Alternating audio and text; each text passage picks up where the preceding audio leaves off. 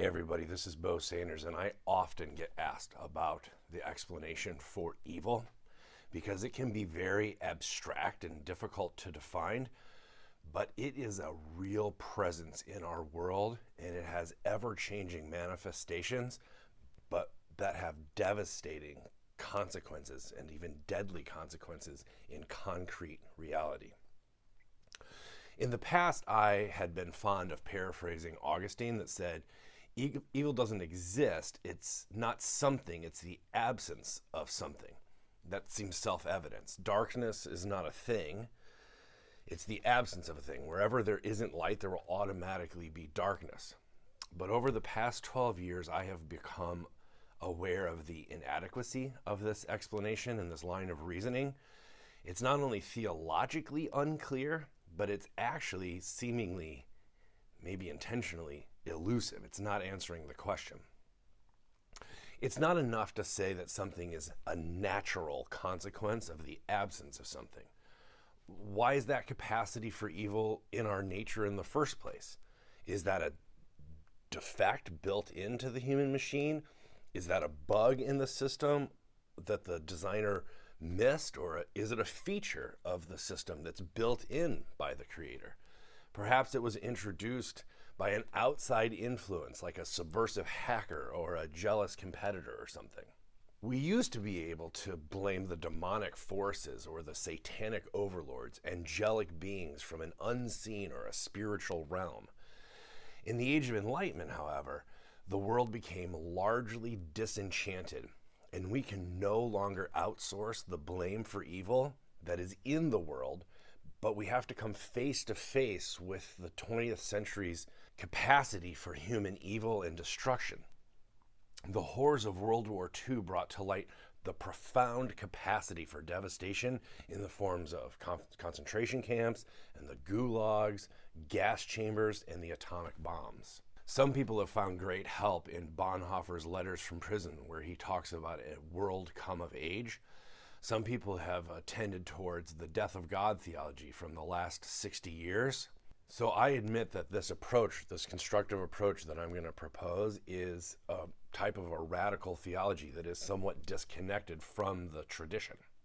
But the simple fact is our inherited frameworks are insufficient and actually inaccurate for explaining what we're up against. So what I want to submit is that in our contemporary society, we have to address at least three areas of our understanding of sin: the personal, participation; the social or societal or corporate; and then systemic or structural issues. And then I, as a Christian minister, a theologian, want to add a fourth category, which is the spiritual or the cosmic, because I really think that fourth category helps us to understand the glue that holds this whole thing together and how it gets laminated in the manifestations or the expressions that we see.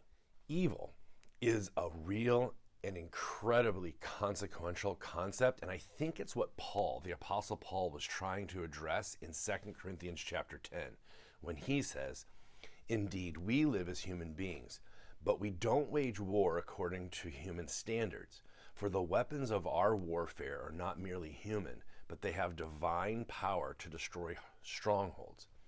We destroy arguments and every proud obstacle raised up against the knowledge of God, and we take every thought captive to obey Christ." He was trying to talk about the differing or multi-layered manifestations of the same causal issues that I want to address.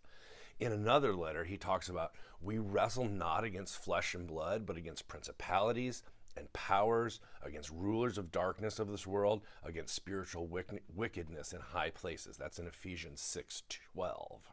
He points to this layered nature of various manifestations in these distinct but mutually informing and empowering realms of influence: the personal, the corporate systemic, and the spiritual or cosmic.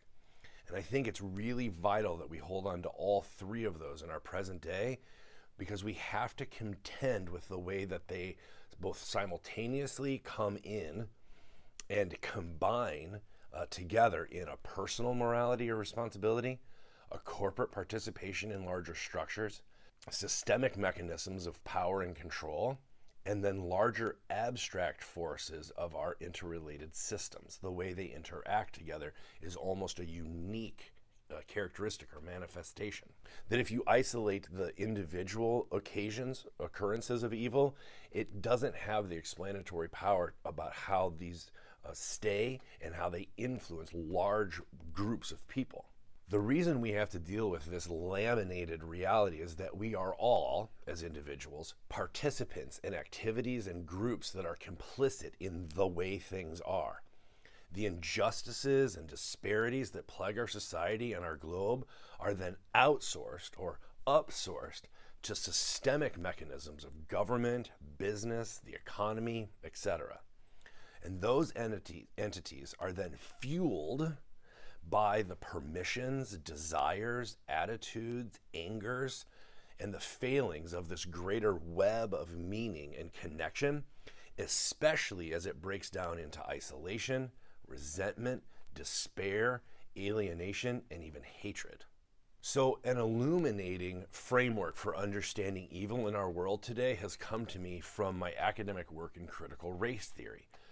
Racism is such a blatant and egregious offense to the dignity and humanity of another group or individual. And therefore, it provides me an obvious and tangible example of evil to focus on in order to understand the elusive and sometimes abstract concept of evil in its less tangible or concrete ways.